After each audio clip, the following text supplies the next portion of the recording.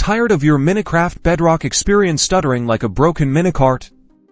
Let's breathe some life back into your gameplay. First, we're diving into the game's video settings, the heart of performance tuning from the main menu.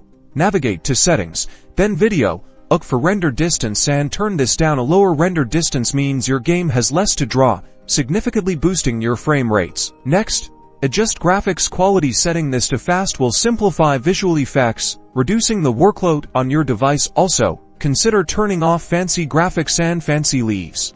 These cosmetic features can be surprisingly demanding. Now, let's talk about your device on mobile or consoles. Ensure no other demanding applications are running in the background. Close down social media apps, streaming services, or anything else that might be hogging your device's processing power. For PC users, freeing up system resources is key. Close down unnecessary background programs through your task manager. Also, make sure your graphics drivers are up to date. Outdated drivers are a common culprit for poor performance. Finally, let's manage those game files. Sometimes, corrupted or outdated game cache can cause issues on mobile. Try clearing the Minecraft Bedrock app cache through your device's settings on PC.